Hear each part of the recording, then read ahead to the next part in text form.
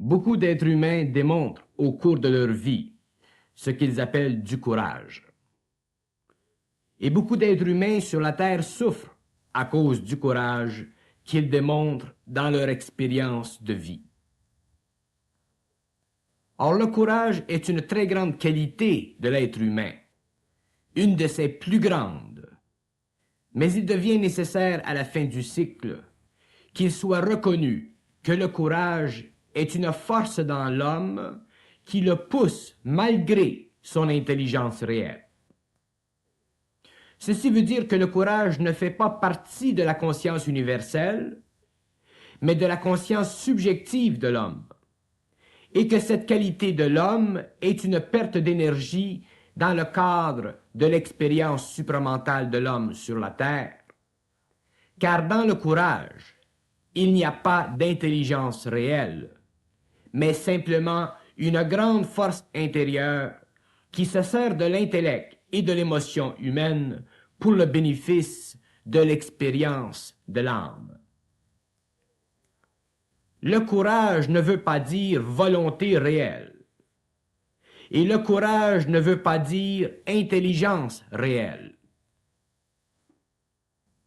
Le courage est la manifestation du caractère par le biais de l'intelligence subjective et de l'émotivité subjective, et le caractère est la force que donne l'âme à la personnalité pour que l'ego vibre certaines expériences qui l'amènent à se dépasser. La volonté réelle dans l'homme vient du contact vibratoire entre l'homme et le rayon. Et cette volonté émane du rayon, ainsi que l'intelligence. Et l'homme qui vit du rayon n'a pas besoin de courage, car il est supporté vibratoirement par le rayon. Tant que l'homme a besoin de courage pour vivre, il n'est pas dans l'intelligence de sa vie, mais dans le sentiment de sa vie. Et une telle vie est une vie de souffrance et non une vie réelle, c'est-à-dire une vie qui le détache des forces extérieures qui l'influencent et le force à être courageux pour survivre. Pour l'humanité en général, le courage est une très grande qualité de vie. Mais pour l'être supramental, le courage est une perte d'énergie qui convient à son intelligence et à son émotif à cause de son ignorance des lois, de la volonté et de l'intelligence supramentale. L'homme doit vivre selon l'énergie en lui et non selon des attitudes courageuses envers la vie, car seule l'énergie peut lui communiquer la volonté et l'intelligence dans sa force, alors que le courage entraîne l'être humain à se débattre sans jamais en arriver à élever son niveau de conscience au-dessus des sentiments que lui font connaître son caractère. Le courage délie ce que tend à lier la conscience supramentale, c'est-à-dire la volonté et l'intelligence. Ces deux aspects de l'homme doivent être vécus ensemble et non séparément. Et dans le courage, la volonté est séparée de l'intelligence, car la volonté est plus près du sentiment que l'intelligence. Et dès que la volonté et l'intelligence sont déliées, désunies, ce n'est plus de la volonté réelle, ni de l'intelligence réelle. C'est pourquoi nous disons que l'homme n'a pas de volonté ou d'intelligence réelle, même s'il démontre du courage. Dans l'acte ou l'action courageuse, vous retrouvez toujours la détermination de l'ego. Or, cette détermination ne provient pas du rayon, mais de l'ego, et lorsque l'ego vit intensément la détermination, devant l'obstacle, c'est ce que l'on appelle du courage. Il y a des hommes dans le monde qui, pour toutes sortes de causes, démontrent un très grand courage, tel le cas de ceux qui font la grève de la faim, par exemple. Or, ce genre de courage extrême provient de leur détermination de changer quelque chose dans le monde, et ce qu'ils veulent changer fait partie des conditions de la vie inconsciente de l'homme, et s'ils réussissent à changer ce quelque chose, autre chose devra être changée par la suite, et ainsi de suite à l'infini, car l'inconscience de l'humanité ne peut être arrêtée de l'extérieur de l'homme, mais de son intérieur. Or, ces hommes démontrent un grand courage, mais ne sont pas dans l'intelligence universelle, car s'ils étaient dans cette intelligence, ils seraient les premiers à voir, à travers l'illusion de leur courage, et retourneraient à une vie réelle, c'est-à-dire consciente des lois de la vie et de la mort. Un homme qui connaît les lois de la mort n'est pas intéressé à mourir pour que les hommes vivent. À moins d'être un être supérieur comme le Nazaréen le fut, qui a donné sa vie matérielle, corporelle, mais qui s'est élevé au-dessus du pouvoir de la mort quelque temps après. Mais mourir pour les autres, pour des causes, bien que cela démontre du courage, ne démontre pas de volonté et d'intelligence réelle. Quand l'homme est inconscient, selon son tempérament et son caractère, il fait des choses que l'on qualifie de courageuses, car nous n'avons pas de point de référence universel pour voir parfaitement les conséquences de nos actes. Et si nous avions ce point de référence objectif à nos sentiments et à notre raison, nous verrions que le courage de l'homme est stupidité pour l'être supramental, car ce courage est déterminé par des sentiments et des émotions et qu'il détruit la possibilité chez l'être qui le vit d'être intelligent et conscient de son acte. Si l'être courageux ne pulse que dans son émotivité et qu'il ne voit pas dans son intelligence, il est évident que son acte courageux lui portera fruit sur le plan de l'expérience, mais aussi lui enlèvera la vue réelle des choses. Et la vue réelle des choses ne convient pas toujours à nos sentiments éduqués. Ce n'est pas parce que l'homme a démontré du courage au cours de son évolution et qu'il a payé de sa tête l'illusion de ce courage que l'homme nouveau continuera à vivre et à voir les choses de la même façon. Le courage, ça peut se discuter, mais l'intelligence et la volonté supramentale, ça ne se discute pas. Et l'homme qui en est rempli ne peut plus s'intéresser au courage des autres, bien qu'il puisse le reconnaître.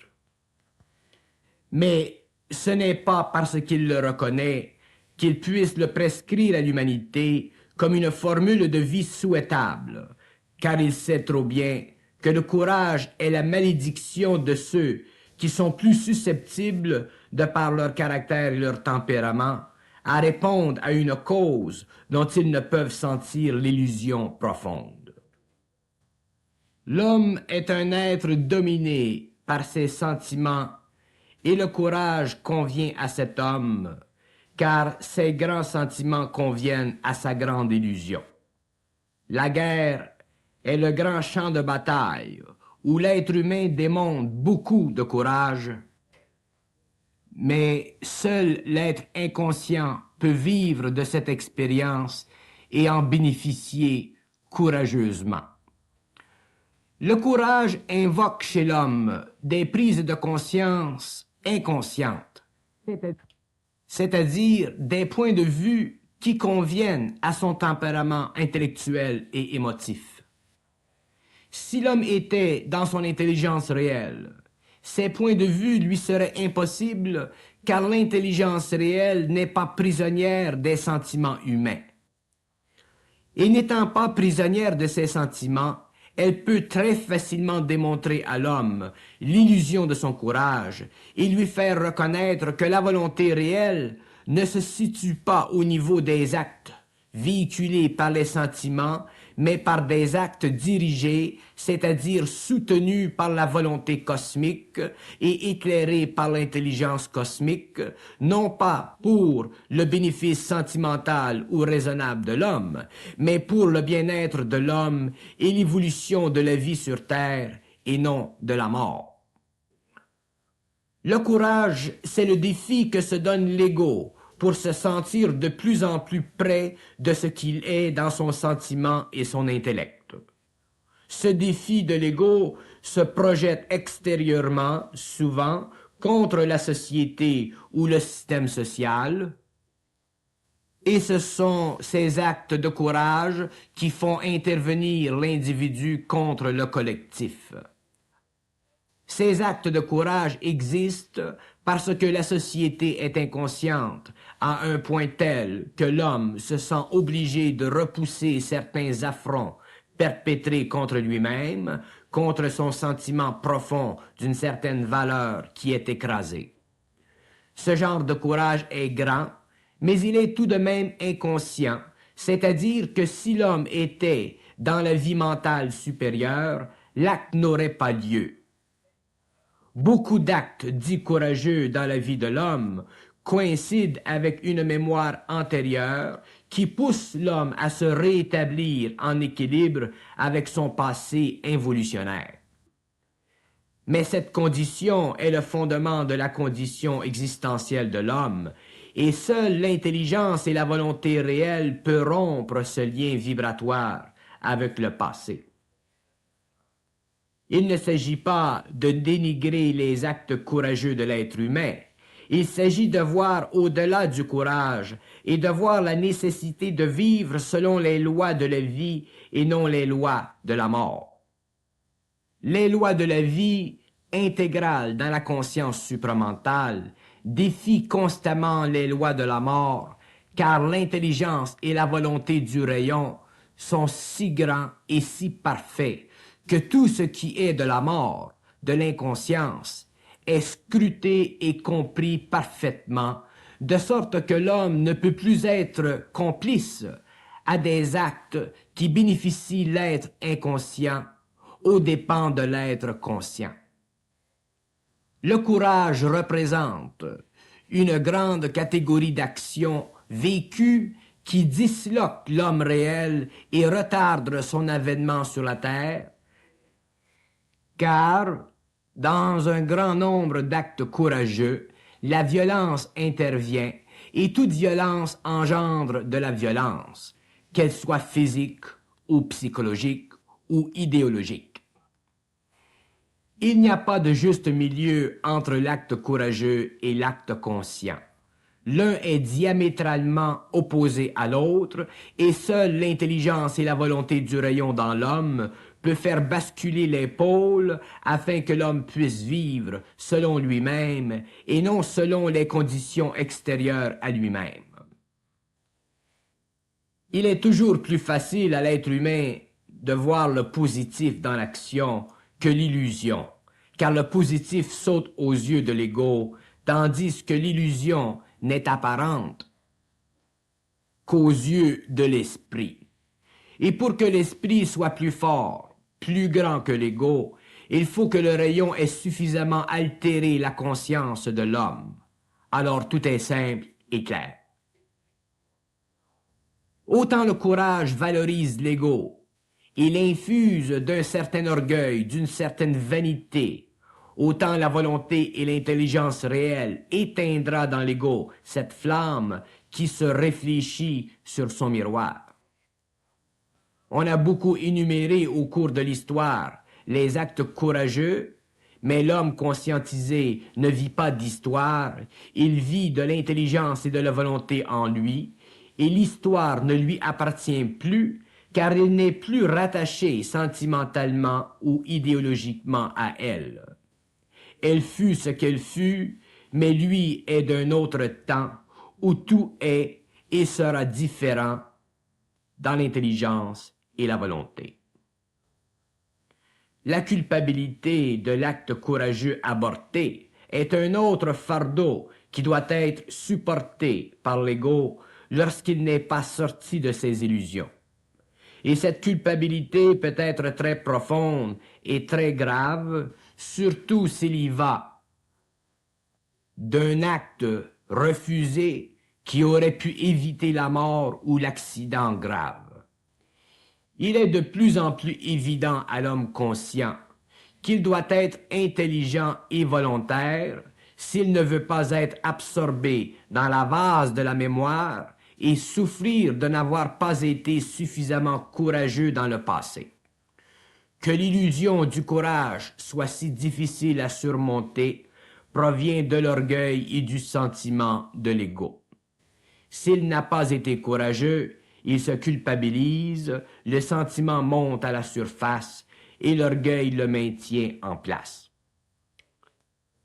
Alors que l'homme ancien vivait selon un barème de vie où l'acte courageux coïncidait avec le plus grand bien, l'homme nouveau, à cause de son intelligence supramentale, et libre de l'émotion ou de l'intelligence subjective, ne pourra convenir que d'une plus grande conscience et non d'un plus grand bien, car le plus grand bien convient à l'ignorance de l'ego, mais une plus grande conscience convient à l'évolution de l'homme et à l'évolution de la planète, afin que l'homme puisse un jour entrer et sortir de la forme et ne jamais en être prisonnier.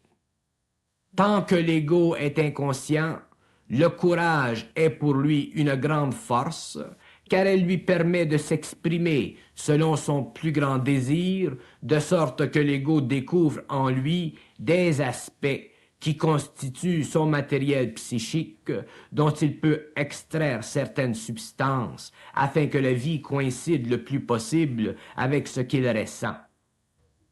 Mais lorsque l'homme se conscientise et qu'il entre en contact supramental avec l'intelligence et la volonté universelle, la vie, au lieu de la traverser en rampant, il la vit debout à chaque instant et éventuellement elle lui permet de se révéler dans tous ses contours simples. Le courage n'est plus nécessaire, car l'intelligence et la volonté sont tellement présents en lui qu'il n'a plus à combattre, il n'a qu'à vivre selon le plan de vie qu'exécute pour lui le rayon. L'exécution du plan de vie de l'homme permet au rayon de se faire sentir dans l'homme, et à l'homme par le fait même de sentir la direction de sa vie sans nécessité de courage, seulement dans l'intelligence et la volonté de ce rayon.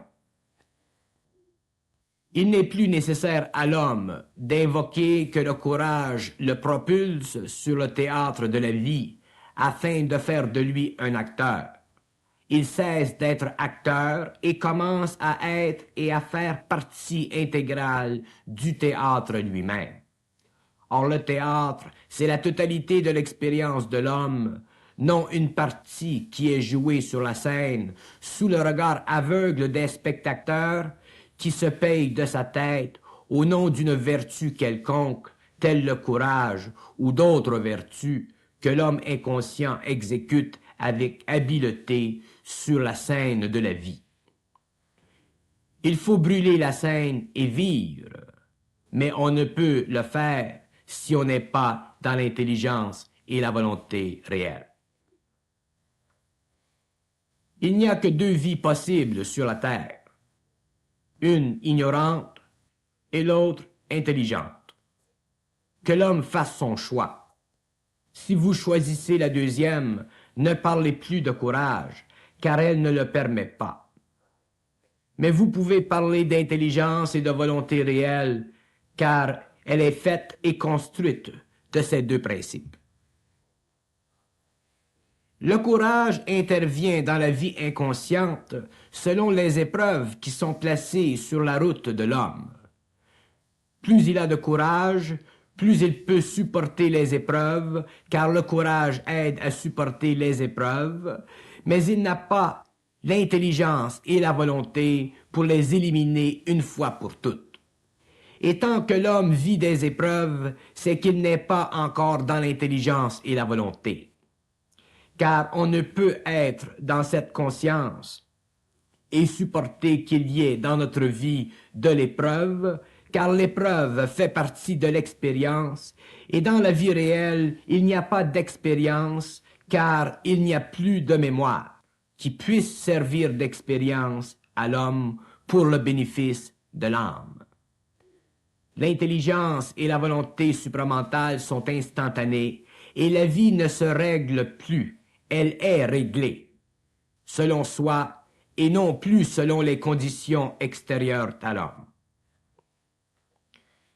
Il est difficile à l'homme inconscient de voir jusqu'à quel point sa vie peut être libre, car il n'a pas les outils qui puissent lui donner le pouvoir d'accès à cette liberté affranchie de ses illusions.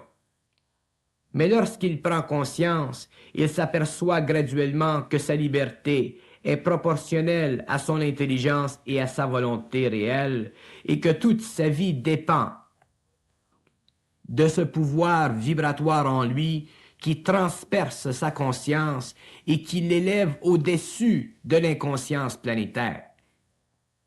C'est pourquoi le courage devient décourageant, car il ne convient plus à l'homme conscient d'être courageux, mais d'être bien dans sa peau et de vivre une vie en paix, même si à l'extérieur il y a le feu de la guerre.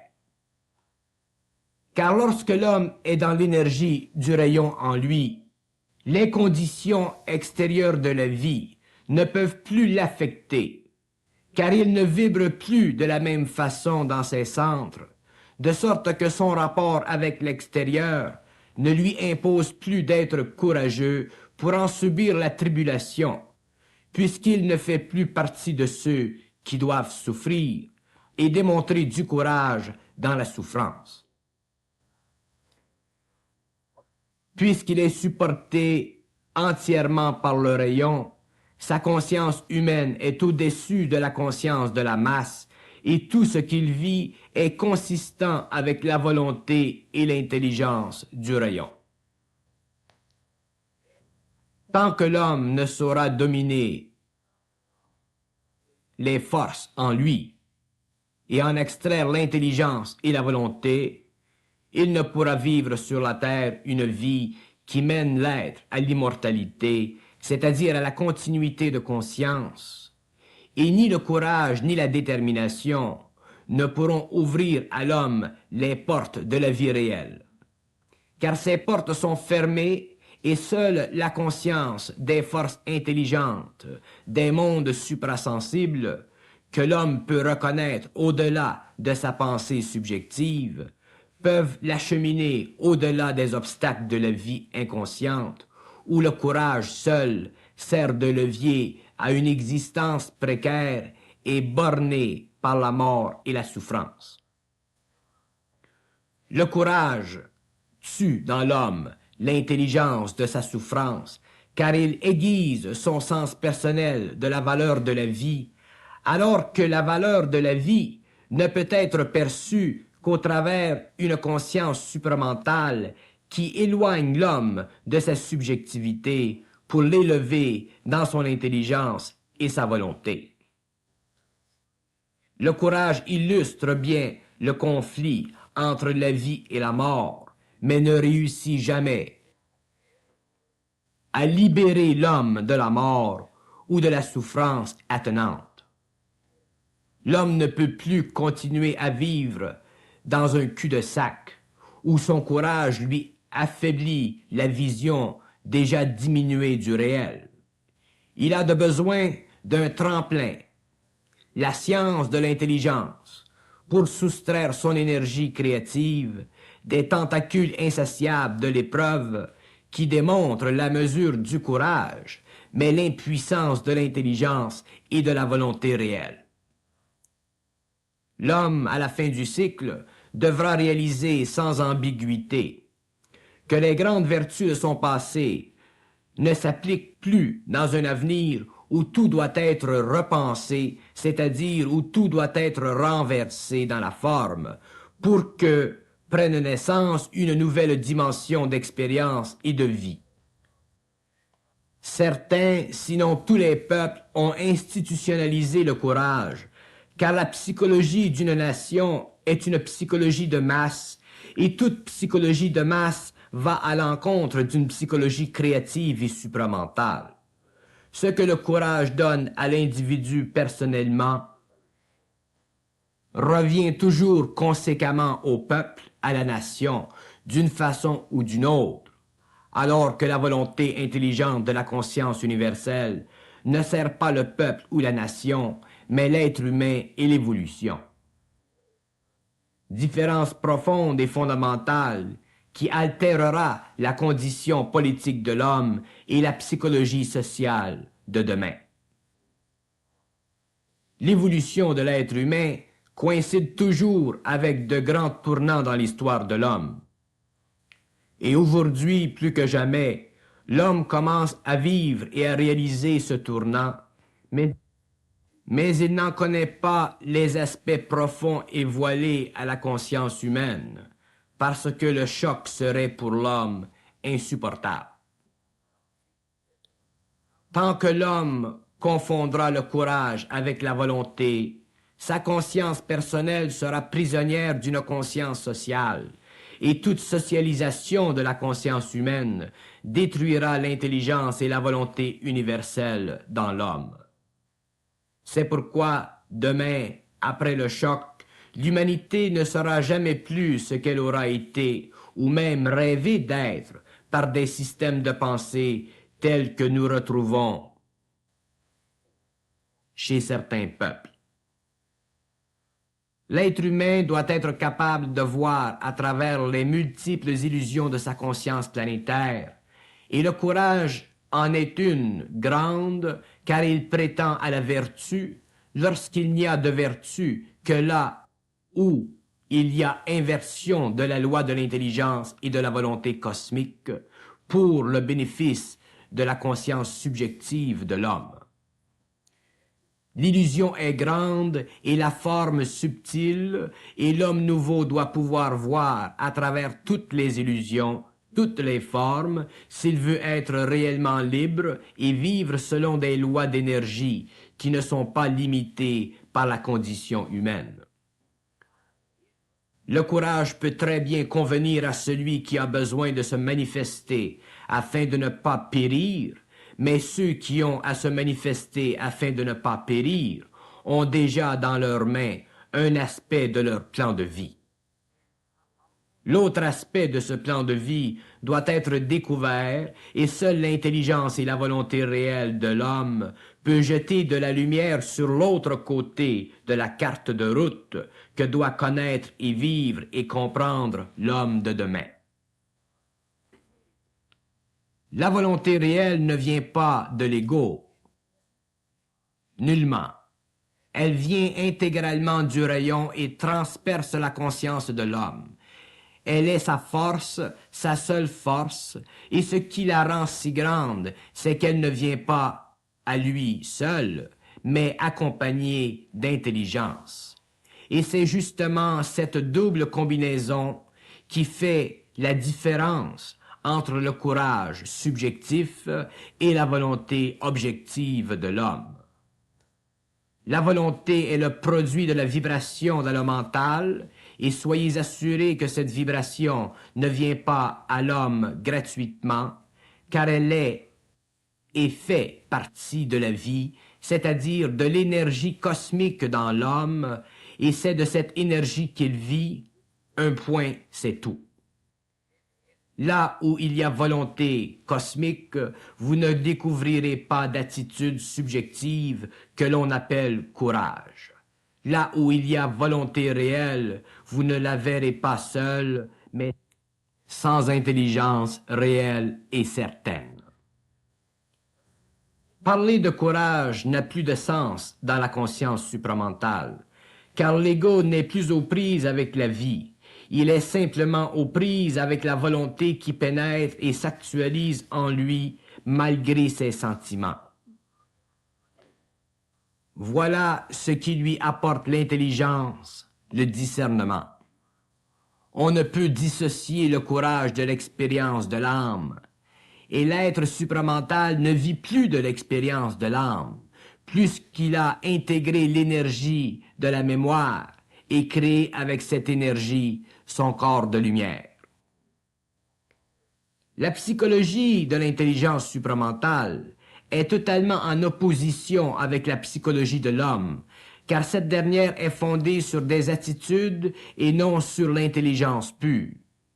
C'est pourquoi, au fur et à mesure qu'elle éclaire la psychologie humaine, elle doit en détruire les fondations afin de libérer l'homme de ses attitudes sentimentales et intellectuelles qui le séparent de lui-même, c'est-à-dire de la volonté et de l'intelligence cosmique en lui. Le courage ne fait pas seulement interférence avec l'intelligence supramentale et la volonté de cette intelligence, il retarde la prise de conscience ultime de l'homme, celle qui le mène vers l'individualité de son être.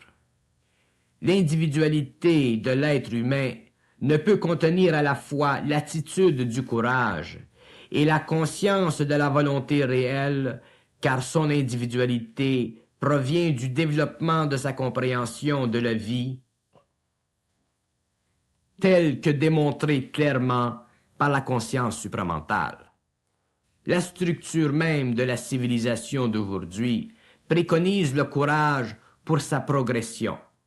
C'est le courage d'un nombre d'êtres humains qui a permis la progression de la civilisation terrestre, mais jamais ce courage n'aurait et ne pourra élever, libérer l'homme au-delà de la condition humaine, car le courage est la mesure des changements, alors que l'énergie cosmique de l'intelligence et de la volonté est le pouvoir de la lumière dans l'homme, et c'est ce pouvoir qui élève l'homme au-dessus de la condition humaine. L'élément clé dans la compréhension de toutes les illusions de l'homme lui est fourni par l'intelligence supérieure en lui et non pas par la raison de ses sentiments. Et l'homme se devra de plus en plus de tout scruter en lui, que la tradition considérait comme étant vertu. Les temps qui viennent ne seront pas plus doux aux vertueux qu'aux courageux. Ils seront doux, cependant, à ceux qui seront dans leur intelligence et qui bénéficieront de la volonté de cette intelligence, car ils auront le pouvoir de ne pas souffrir de la condition humaine, c'est-à-dire de la forme qui va vers son paroxysme. Il ne s'agit plus pour l'homme d'être courageux, mais d'être intelligent, mais intelligent dans un sens qui ne se discute plus, car l'intelligence réelle n'est plus de l'homme, mais du pouvoir en lui qui croit.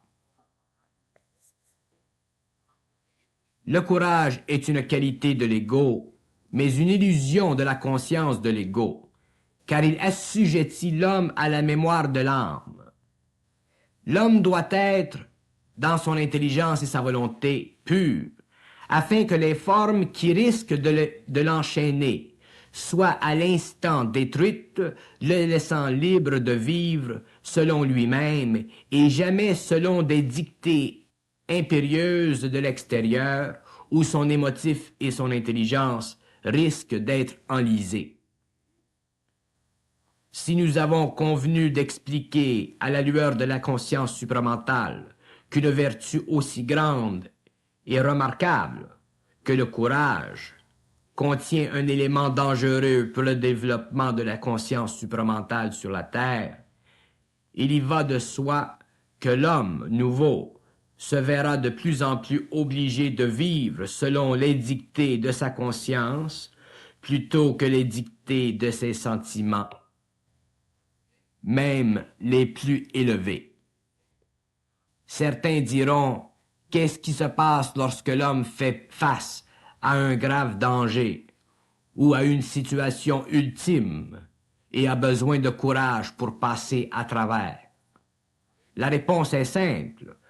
Lorsque l'homme vivra dans sa conscience universelle, la vie sera pour lui très différente et ces situations lui seront évitées, car vivre dans la conscience veut dire vivre une vie harmonieuse et calme. Et si, pour une raison de travail sur les corps de l'homme, il devait vivre une épreuve quelconque, il aurait le support de l'intelligence et de la volonté, et son ego ne serait pas l'enjeu de l'épreuve, mais seulement le champ vibratoire de ses principes. Autrement dit, l'ego ne sera pas impliqué dans l'épreuve, car déjà l'ego sera dans l'intelligence de sa conscience. Et ce sera la conscience qui dictera l'épreuve pour la transmutation des principes et non l'ego pour des raisons personnelles.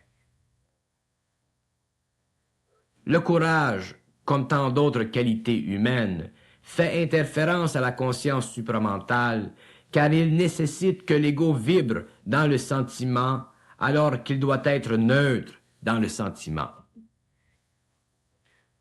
Le sentiment, quel qu'élevé qu'il soit, fait partie de l'inconscience planétaire de l'homme, et la conscience supramentale doit neutraliser ce plan d'énergie dans l'homme afin qu'il puisse vivre et agir selon les lois de la lumière et non les lois de l'ego inconscient. Si le courage entraîne la détermination procède de l'inconscience et donne à l'homme l'impression qu'il a de la volonté.